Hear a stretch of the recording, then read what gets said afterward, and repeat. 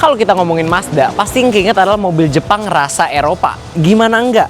Tampilannya elegan, interiornya mewah, dan rasa berkendara itu beda dari mobil Jepang lainnya.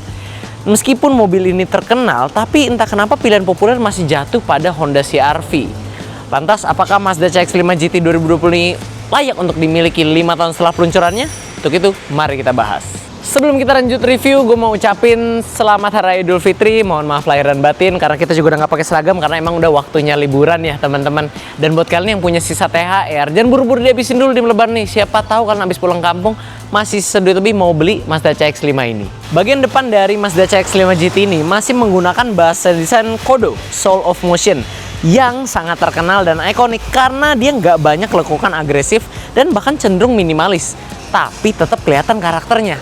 Nah, dia nggak banyak lekukan atau ornamen-ornamen yang berlebihan, hanya ada satu grill besar dan satu aksen chrome di sini yang membuat mobil ini terlihat timeless. Nah, Mazda itu nggak cuma cakep dilihat, tapi teknologi juga cakep-cakep. Kita lihat nih, di bawah logo Mazdanya dia udah ada kamera, yang artinya karena di CX-5 tipe GT, dia sudah dilengkapi dengan fitur kamera 360 yang membuat kalian kalau bermanuver pakai mobil yang ukuran lumayan besar ini, kalian nggak akan kesulitan. Ditambah lagi di bawah sini kalian bisa menemukan 4 titik sensor parkir yang membuatnya dia sudah dikelilingi sensor juga. Nah, di bagian bawah sini ada aksen garnish warna silver dan ada warna doff sedikit sini untuk memperkuat memang aura SUV-nya. Kalau kita bergeser sedikit, kita lihat mobil Mazda CX-5 ini dia punya minimalisnya lagi tuh di bagian lampu. Karena kalau SUV lain itu fog lamp-nya gede-gede, kayaknya keker.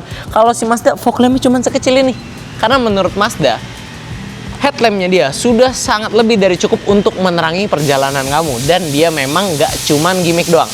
Dia punya teknologi yang namanya ALH atau Adaptive LED Headlights, dan itu dia bisa membuat menerangi jalan tapi tanpa menyilaukan pengendara lain. Jadi misalkan ada mobil di seberangnya, itu nanti lampu ini bisa dengan pintar mendeteksi dan memberikan penerangan ke arah lain sehingga mobil lain itu nggak kesilauan. Dan teknologi-teknologi begini tuh adanya biasanya di mobil Eropa ya. Dan memang ya, kalian bisa lihat Mazda ini tampilan dari depannya aja, dari segi teknologi ataupun memang eksterior aja kita lihat, ini udah beda dari mobil Jepang lainnya. Jadi dia memang kelihatan menyasar segmen sendiri dan memang dia bikin sesuai idealisnya si Mazda. Dan itu menyebabkan Mazda memiliki konsumennya tersendiri. Kalau kita lihat ke samping, dia juga kalian bisa lihat minimalisnya. Yang pertama paling kelihatan adalah minimnya bagian cladding-cladding hitam seperti SUV-SUV lainnya atau enggak CR-V gitu yang gampangnya ya. Nah, ini memang masih bagian dari kode desain yang minimalis. Dan kalau kita lihat ini spionnya dia sudah menggunakan lampu LED, ada juga kamera untuk lanjutin kamera 360 yang tadi ada di depan. Kalau dia bagian door handle-nya dia sewarna body, juga sudah ada tombol untuk smart entry-nya, jadi bukanya bisa nggak harus pakai kunci. Dan dia sudah ada aksen chrome di sini yang memang lagi-lagi minimalis. Nggak banyak, tapi ya sekedar cukup untuk membuat mobil ini kelihatan mewah dari samping. Satu hal lagi yang membuat Mazda ini berbeda dibandingkan SUV lainnya adalah ground clearance-nya yang tidak lebih tinggi dibandingkan rival-rivalnya. Ground clearance-nya hanya 193 mm, tapi tenang aja, itu bukan berarti mobil tidak praktis untuk kalian pakai. Malah ground clearance yang lebih rendah membuat center of gravity mobil ini jadi lebih rendah dibandingkan pesaingnya, yang menjelaskan kenapa mobil Mazda itu lebih enak dikendarai. Ditambah si CX-5 ini sudah punya teknologi yang namanya G-Vectoring Plus. Jadi ketika kalian sedang bermanuver, fitur teknologi yang sudah disematkan oleh Mazda ini membantu menyesuaikan torsi mobil dan kecepatan mobil dan arah mobil, sehingga ketika kalian berbelok atau bermanuver itu mobilnya menjadi lebih stabil dan nyaman. Kami sendiri pernah mencoba membandingkan rasa berkendara CX-5 ini dengan CR-V, dan linknya kalian bisa nonton di sini. CX-5 menggunakan ban berukuran ring 19, profil ban 225/55. Nah, ini velgnya dual tone. Remnya sudah cakram belakang, yang berarti sudah cakram depan juga, dan sudah pengereman lengkap. Ada ABS, EBD, dan brake assist-nya juga. Jadi soal pengereman nggak usah diragukan lagi lah. Apalagi ini bannya juga cakep, pakai Continental. Kalau kita lihat ke bagian belakang, nah dia juga sama depannya nih. Dia minimalis juga, tapi tetap masih ada DNA sportinya. Kalau kita lihat stop lamp-nya, dia sudah menggunakan LED, walaupun sennya belum, masih pakai bohlam. Hemat sedikit Mazda. Di sini sudah ada spoiler yang sudah terintegrasi dengan third stop lamp-nya supaya meningkatkan visibilitas pengereman ke pengemudi belakang. Kaca belakang juga tentunya sudah pakai defogger ya, nggak kayak mobil merek Jepang yang satu yang suka pelit defogger. Kalau bagian bawah di sini sudah ada 4 titik sensor parkir, ada kamera juga di sebelah sini dan belakangnya sama dengan depannya yaitu minimalis. Dia ada aksen silver di sini dengan diffuser yang sama, minimalis juga, bagian hitam doff-nya. Bedanya dengan Mazda CX-5 yang model lama, kalau yang CX-5 model lama lebih sporty dan tangguh karena bagian claddingannya itu lebih tebal. Kalau yang CX-5 sekarang kayak pendekatannya memang menggambarkan lebih ke arah elegan dan mewah, walaupun tetap ada sportinya sedikit dipertahankan, nggak hilang-hilang banget. Tapi lihat ya, ini minim banget loh, tipis sekali kalau dibandingkan model yang lama. Tapi nggak masalah sih, karena memang yang model ini juga jadi cakep juga, walaupun bukan ke arah tangguh, tapi lebih ke arah minimalis elegan. Masuk ke interior dan langsung terasa vibes mewah dari mobil ini. Gimana nggak? Interiornya didominasi oleh panel-panel soft touch, soft touch, soft touch, soft touch, soft touch, soft touch, soft touch semua, soft touch lagi, soft touch lagi, dan soft touch lagi. Door trimnya juga ada kombinasi antara material panel wood, dark panel wood yang elegan ini, dan ada juga panel di silver gini, chrome ya, chrome tapi agak-agak matte gitu. Dan di bawahnya kita bisa lihat speaker dari Bose. Lalu ada penempatan juga cup holder di sini dan tempat kompartemen lagi. Jadi memang kalau kita baru ngeliat ini aja nih, interiornya itu udah lebih deket ke mobil Eropa dibandingkan mobil Jepang. Nah, joknya juga udah enak banget, empuk, dia bahannya kulit tapi berasa kulitnya ini lebih premium ya. Terus juga jahitannya asli tentunya. Pengaturannya sudah menggunakan electric seat dan ada memory seatnya juga dan ada lumbar support. Nah ini untuk kaum remaja jompo enak banget karena lower backnya tuh ditopang banget. Kalau untuk kursi pengemudi penumpang depan juga sudah elektrik walaupun belum ada lumbar support. Dan tadi hampir ketinggalan pas kita masuk. Di sini tuh nah ada seal plate CX-5 dan itu bisa nyala kalau malam lebih kelihatan. Jadi pas masuk memang aura mewahnya udah langsung disambut gitu. Setirnya juga nyaman digenggam, dia sudah balut kulit juga. Kalau sebelah kiri sini ada audio steering switch dan tombol infotainment sehingga ketika kita sedang berkendara tangan kita nggak perlu terlepas dari setir. Di sini ada tombol telepon. Kalau di sebelah kanan ada cruise control. Jadi kalau kalian melakukan perjalanan jauh bisa lebih santai kakinya karena cuma mengatur kecepatan dari tombol ini. Nah kan di tipe GT juga dia sudah punya pedal shift untuk pengendaraan sensasi lebih ke manual gitu ya, walaupun nggak manual banget ya, kalau supaya kalian nggak bosan aja ketika perjalanan jauh. Nah pengaturannya juga dia sudah lengkap walaupun masih manual, udah bisa tilt dan teleskopik.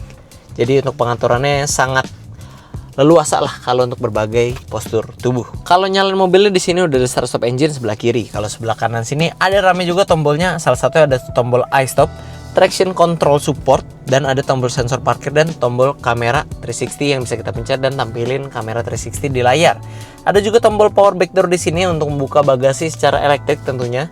Dan pilar A-nya ini udah ada tweeter dari Bose juga. Jadi memang audionya ini nggak usah kalian ganti-ganti lagi, udah mantep. Kalau untuk speedometernya Mazda masih mempertahankan kombinasi dari jarum dan layar sedikit di sebelah kanan. Tampilannya simple tapi informatif. Banyak informasi yang bisa kita lihat di sini seperti trip mungkin atau rata-rata konsumsi bahan bakar, suhu dan lain-lainnya. Nggak banyak yang kita bisa bahas dari segi odometer.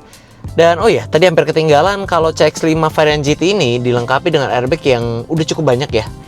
Kalau biasanya mobil-mobil jenisnya cuma 2, mungkin kalau di sini udah ada 6 yang ada di 2 depan dan nyambung-nyambung ke pilar-pilarnya. Jadi kalau untuk pengendaraan amit-amit kecelakaan udah cukup aman karena jumlah airbagnya cukup banyak. Kalau kita lihat ke panel tengah sini, dashboardnya ini dirancang tampilan lagi-lagi mewah karena sudah bahan soft touch, kombinasi yang sama dengan panel wood dan aksen silver matte.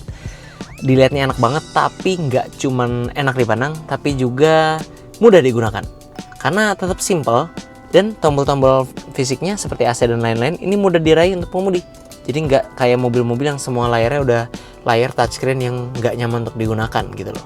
Dan ini adalah salah satu highlight dari semua mobil Mazda, yaitu layarnya dan konsol tengahnya. Jadi selain memang gampang digunakan, itu juga salah satu faktor utamanya karena Mazda memiliki salah satu fitur yang namanya MZD Connect. Kalau di BMW kita kenalnya sebagai iDrive.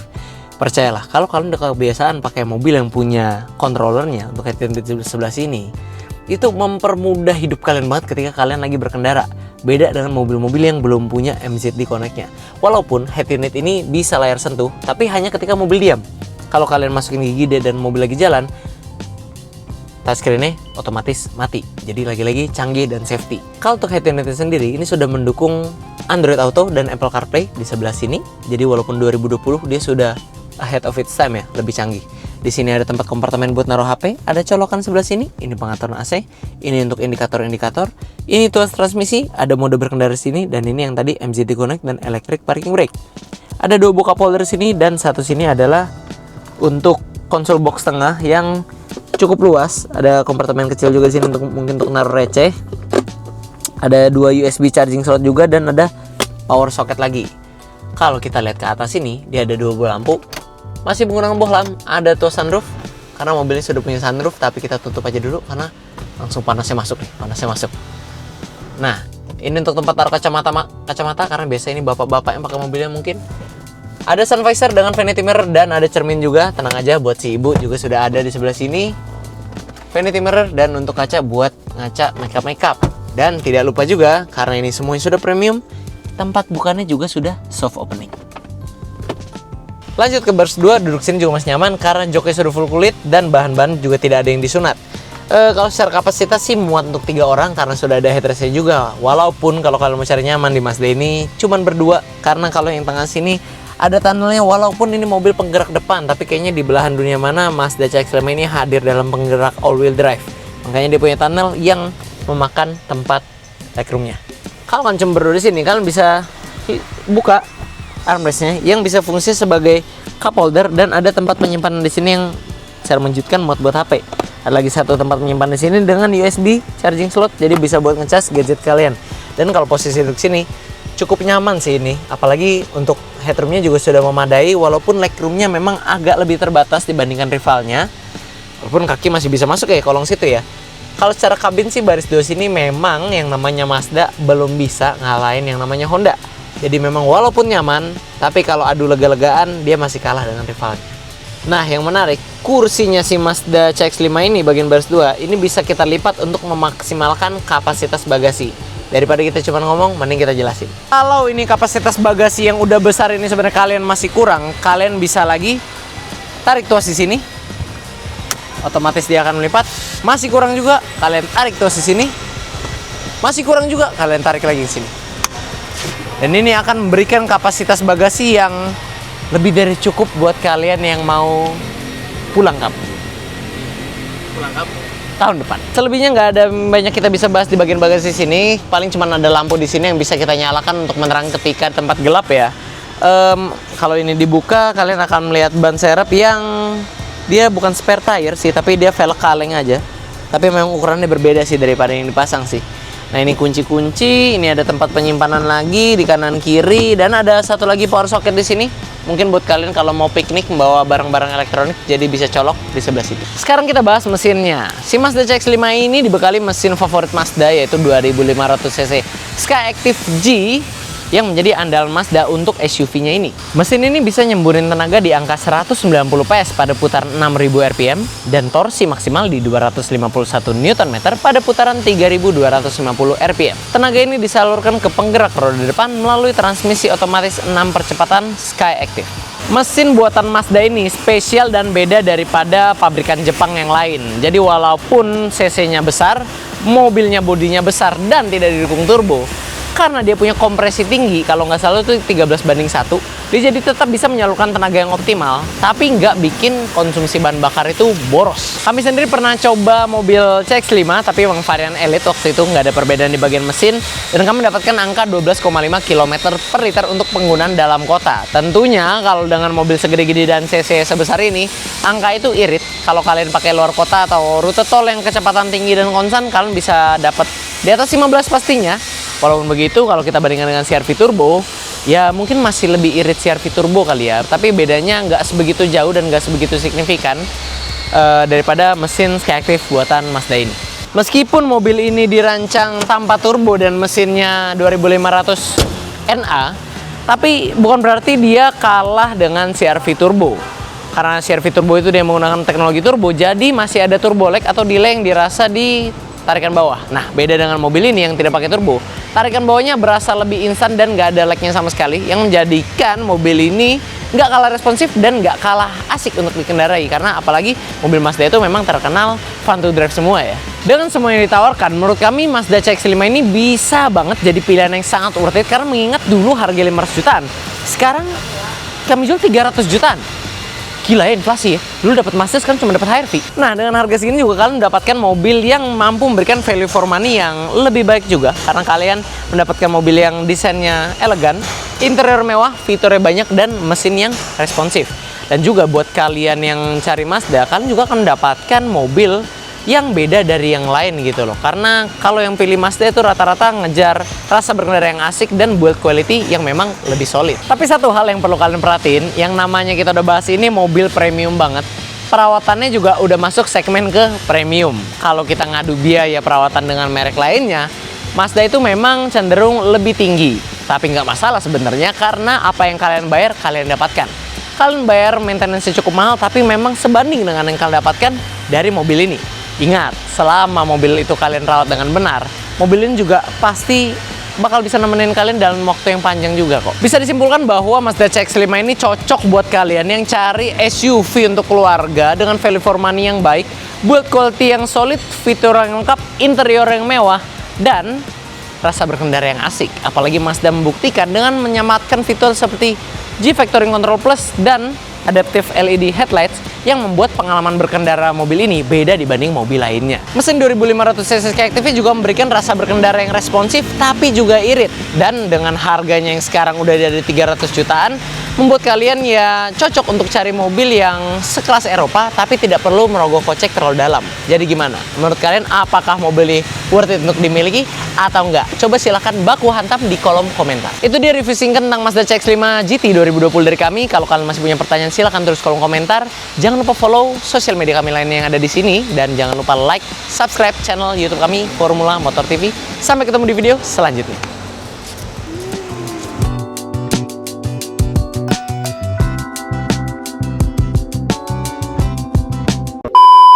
Membuat visibilitas mobil ini jauh lebih baik ketika kalian bermanuver.